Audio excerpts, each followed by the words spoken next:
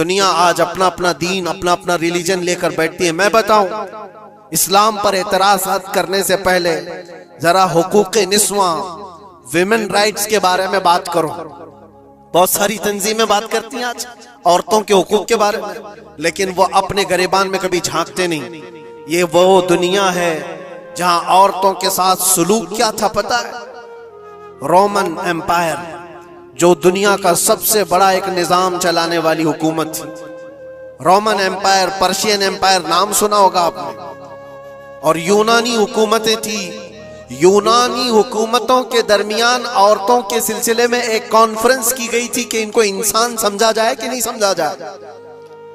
औरतों को जब बाजारों में लाया जाता था तो 5-5 जंजीरें उनके जिस्म पर डालकर लाते थे, 2 हाथों में, 2 पैरों में और 1 गले में।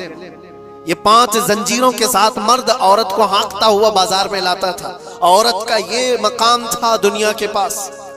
और वो 5 जंजीरों को काट करके इस्लाम ने औरत का जेवर बना दिया। औरतों के हुकूक पर बात करने वाली बहुत सारी तंजीमें, जरा तारीख पढ़ करके देखो।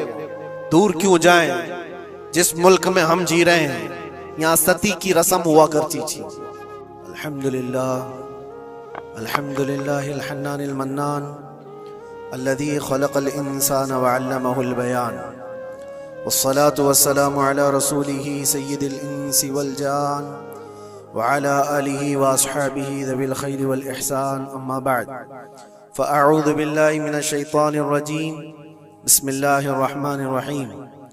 अल-यौम यइसल लज़ीना कफ़रू मिन दीनिकुम फ़ला तख़शौहुम वख़शौनी अल-यौम अकमलतु लकुम दीनकुम व अतममतु अलैकुम निअमती व रज़ीतु लकुमुल इस्लाम दीना।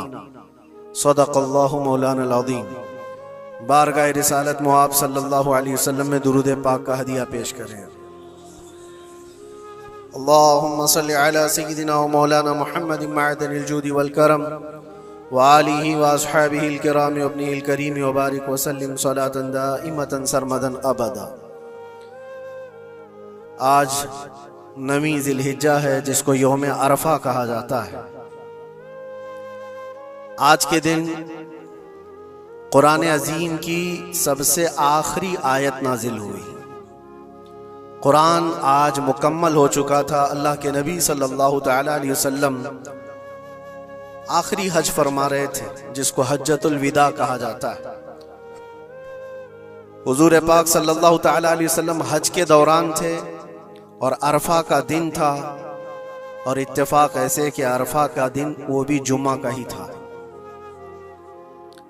जैसे आज हम यौम अरफा जुमा के दिन मना रहे हैं, यह हसीन मुनासबत जो है हुजूर पाक सल्लल्लाहु तआला अलैहि वसल्लम के उस हज के साथ भी थी।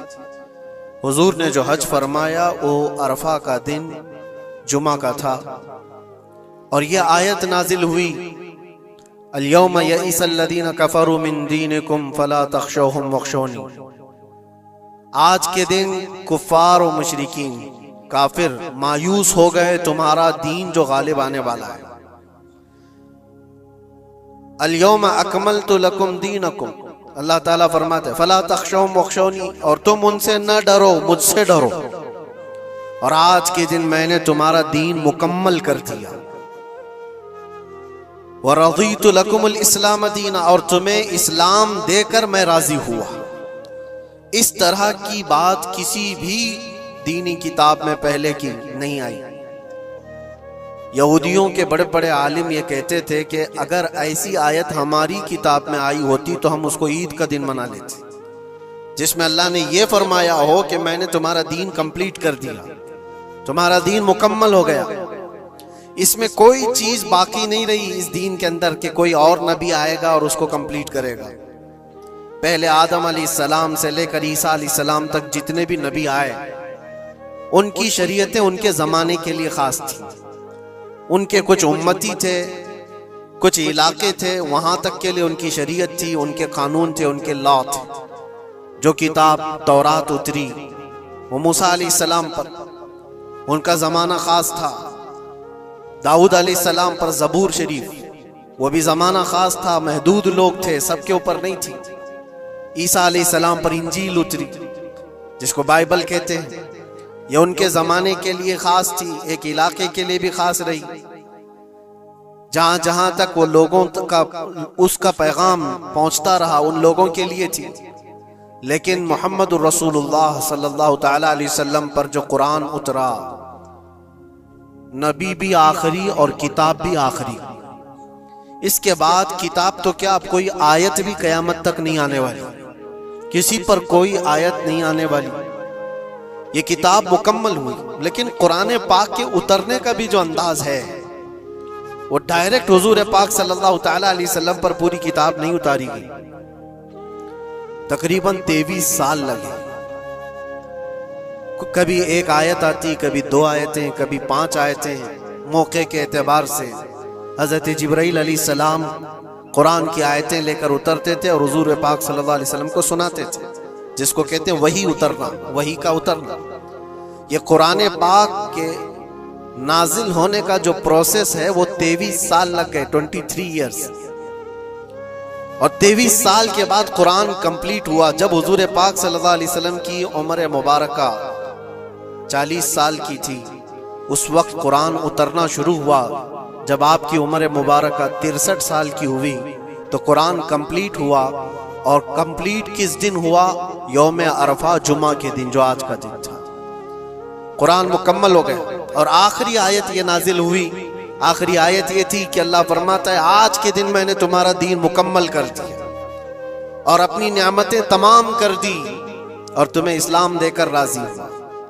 एक बड़ी अजीब बात मैं आपको बताऊं, ये अरफा का दिन जो रसूल पाक सल्लल्लाहु अलैहि वसल्लम के हज का था, रिवायत में तकरीबन 1,20,000 के करीब सहाबा हुजूर के साथ हज कर रहे थे। एक बहुत बड़ा मजमा, उस जमाने में 1,20,000 लोगों का जमा होना। हुजूर पाक सल्लल्लाहु तआला अलैहि वसल्लम के साथ हर जगह, हर इलाके के लोग शामिल हुए और सहाबा वहां पर मौजूद थे। और हुजूर ने एक दस्तूर अता किया, एक कानून अता किया, जो आपका आखिरी खुतबा है, वो पूरी दुनिया के लिए मिसाल राह है।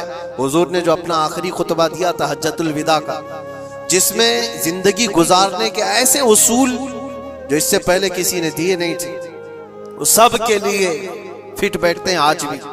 हुजूर ने फरमाया था औरतों के हुकूक पर, बच्चों के हुकूक पर, बूढ़ों के साथ मामलात पर, गुलामों के साथ सुलूक पर, सूद की हुर्मत पर, बहुत सारी ये तमाम चीजों का मजमुआ एक खुतबा था हुजूर का आखिरी खुतबा। जब हुजूर ने ये खुतबा दिया और सारी बातें बयान की तो सहाबा तो खुश थे इस आयत के उतरने के बाद कि कंप्लीट हो गया कुरान, हमारा दीन मुकम्मल हो गया आज।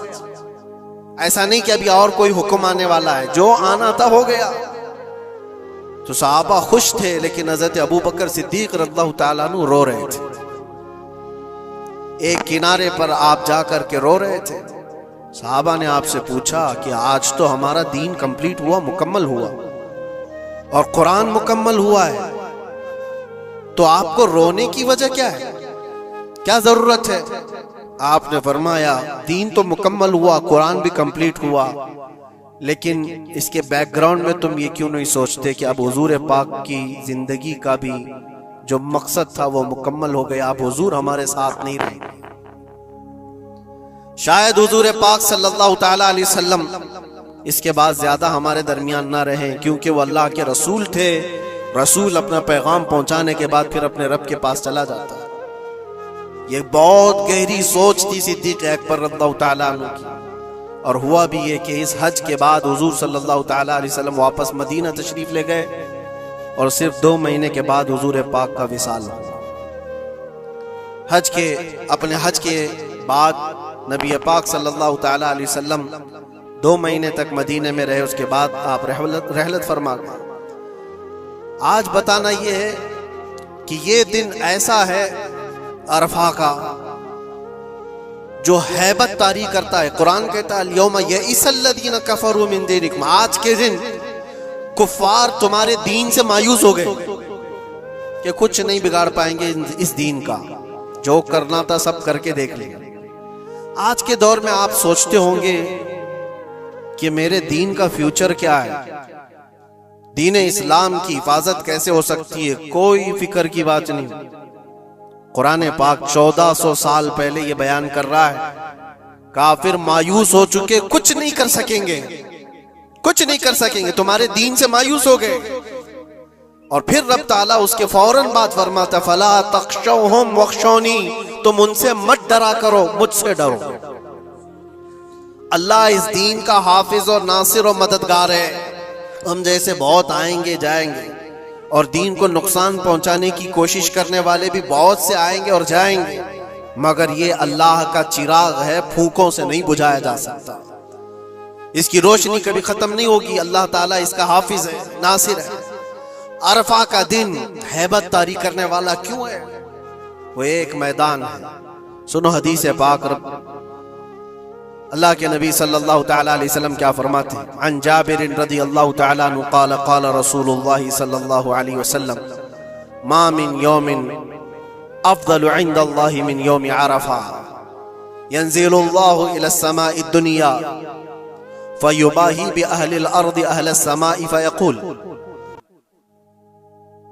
शुग़सन ग़ुबरन ज़ाहीन जाऊ मिन कुल्लि फज्जिन अमीक़ यरजून रहमती फलम यरो अज़ाबी फलम युरा यौमुन अक्सर इत्क़म मिनन नारि मिन यौम अरफा औ कमा क़ाल रसूलुल्लाह सल्लल्लाहु अलैहि वसल्लम।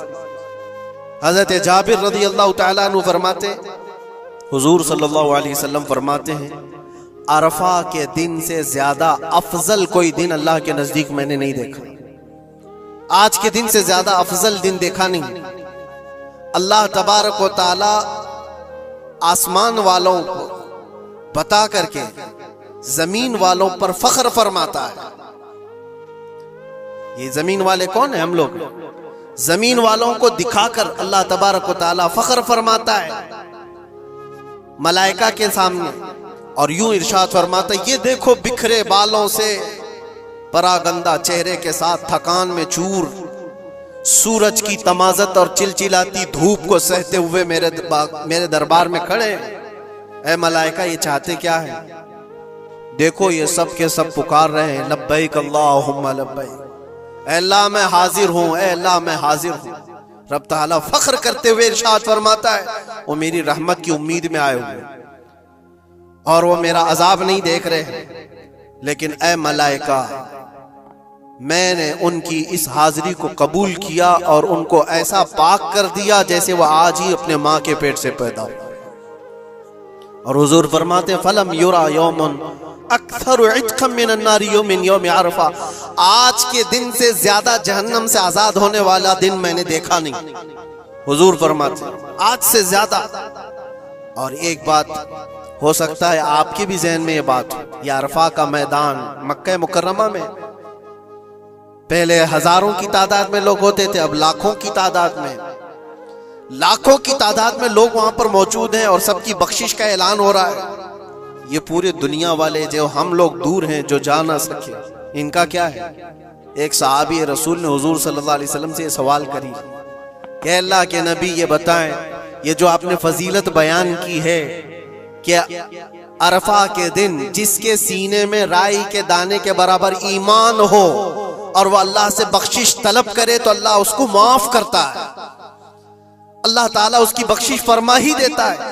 ये जो फजीलत आपने बयान फरमाई, अरफात के मैदान में मौजूद सारे लोगों के लिए है या फिर दुनिया भर में मौजूद मुसलमानों के लिए?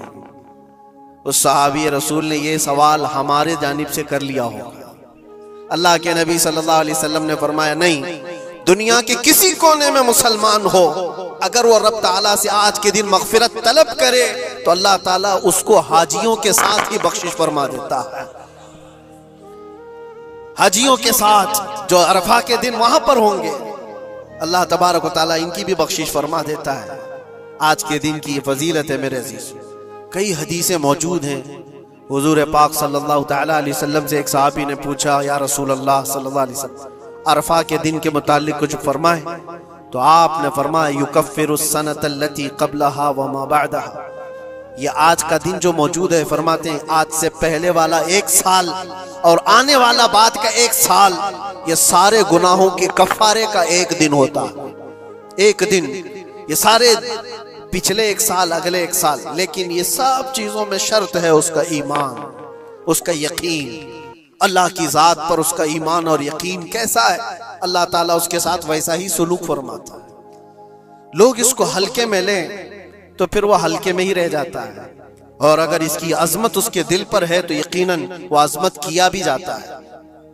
आज के दिन के सिलसिले में ये बात मैं अर्ज करना चाहूंगा कि मैं हमारे दीन इस्लाम से ज्यादा कामिल या इससे ज्यादा गालिब कोई दीन हो ही नहीं सकता। इसको अल्लाह तबारक व तआला ने ऐसा कामिल फरमाया, माँ के पेट से लेकर के कब्र में जाने तक इंसान के हर मसले का हल दीन इस्लाम में बयान किया गया। कुरान पाक अल्लाह ताला फरमाता है कि हमने हर चीज का बयान इसमें वाज़ेह तौर पर कर दिया है। वला रत्बिन वला याबिसिन इल्ला फी किताबिन मुबीन, कोई खुश्क चीज या कोई तर चीज ऐसी छोट है ही नहीं जो कुरान में बयान न की गई हो। हर चीज रब तबारक व तआला ने वजाहत के साथ बयान फरमाया।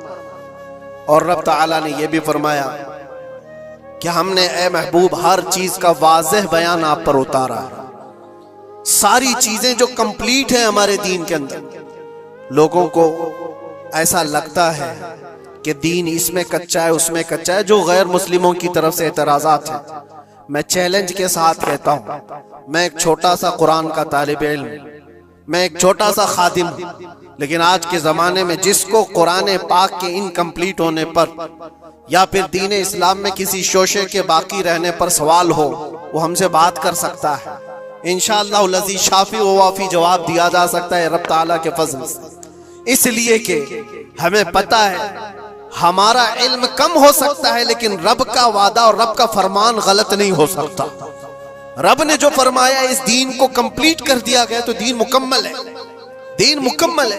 किसके हुकूक पर बात नहीं किया इस्लाम ने, किसके हुकूक पर? दुनिया आज अपना अपना दीन अपना अपना रिलीजन लेकर बैठती है। मैं बताऊं, इस्लाम पर एतराज़ात करने से पहले जरा हुकूक निस्वा, विमेन राइट्स के बारे में बात करो।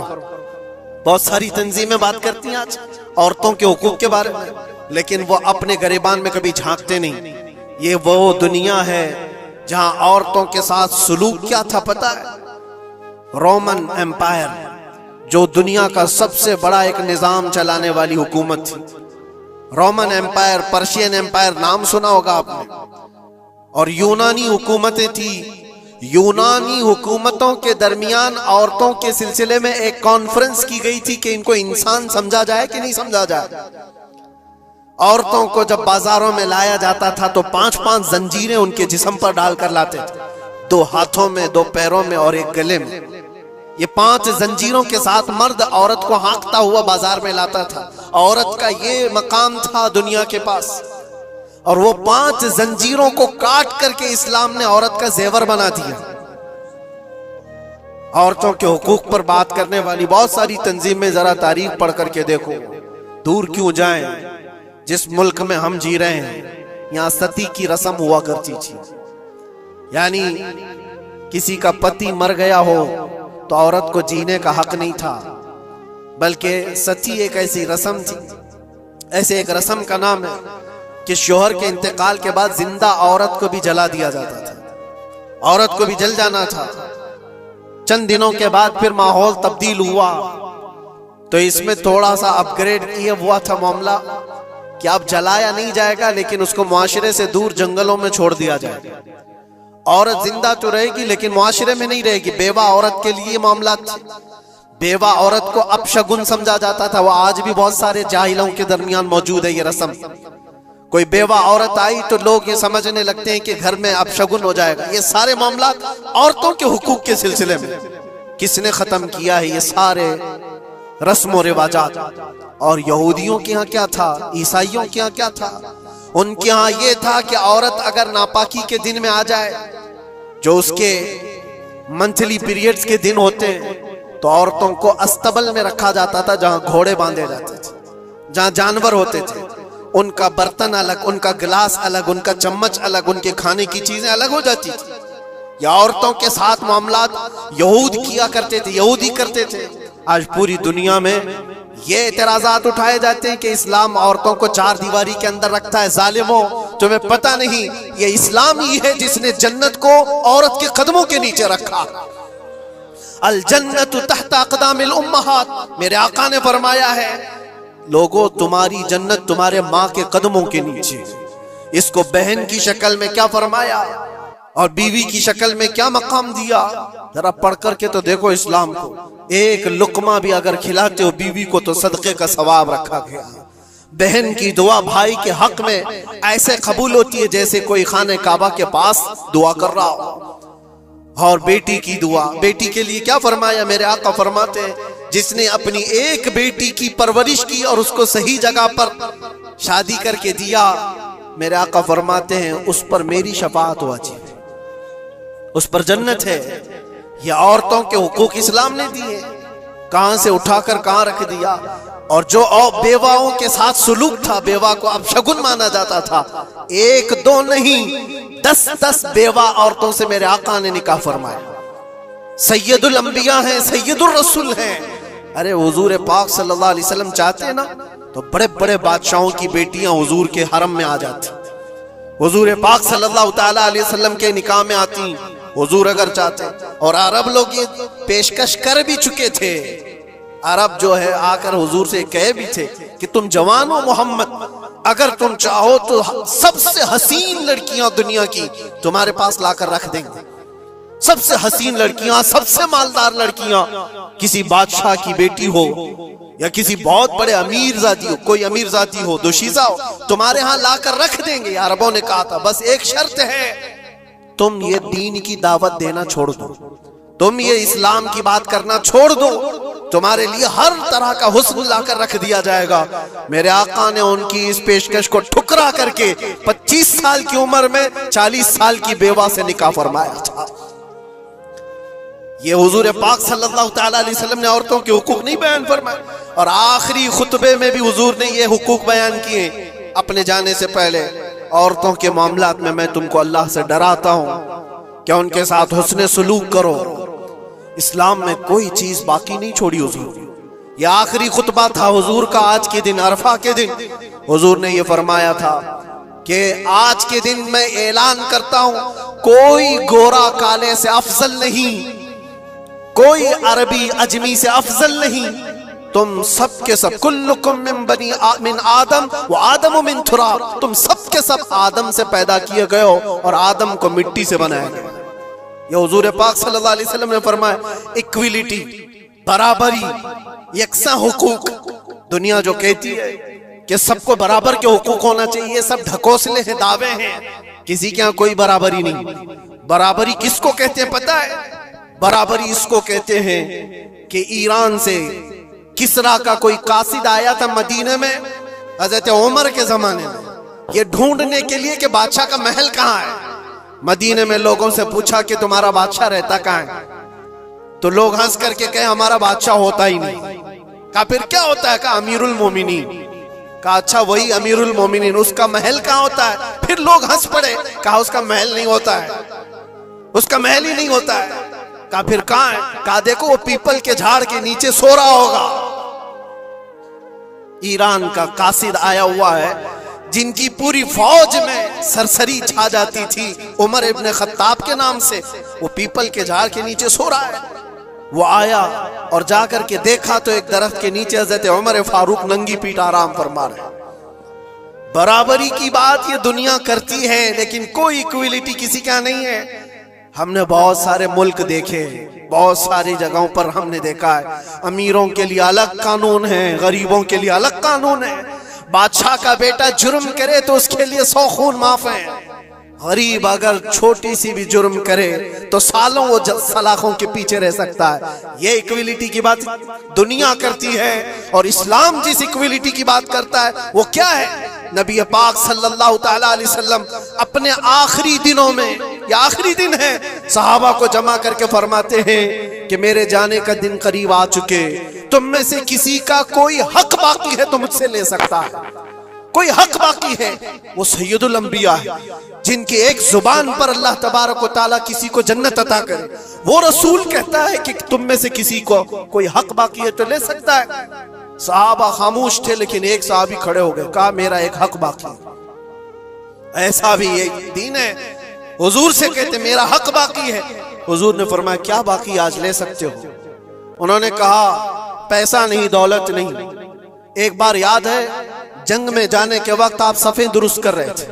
सफ़ें दुरुस्त करते हुए मैं थोड़ा सफ से आगे आ गया था और आपके हाथ में छड़ी थी और आपने मुझे छड़ी से मारा था और मैं आज वो बदला लेना चाहता हूं।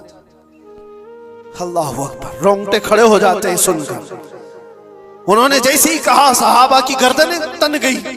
कहा कौन है जो सैयदुल अंबिया से बदले की बात करता है? हजरत उमर तलवार निकालते। हुजूर ने फरमाया खामोश उमर, ये इस्लाम है, ये इस्लाम है, अंदर रखो। और सहाबी से कहा इजाजत है, तुम बदला ले सकते हो। हुजूर पाक सल्लल्लाहु ताला अलैहि वसल्लम खड़े हो गए।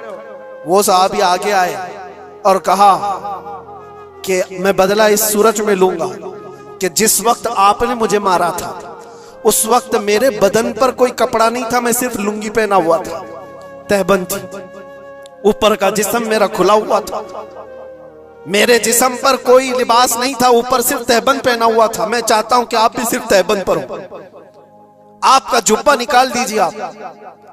हुजूर पाक सल्लल्लाहु अलैहि वसल्लम ने कोई ताखीर नहीं फरमाई, फौरन अपना जुब्बा उतार दिया।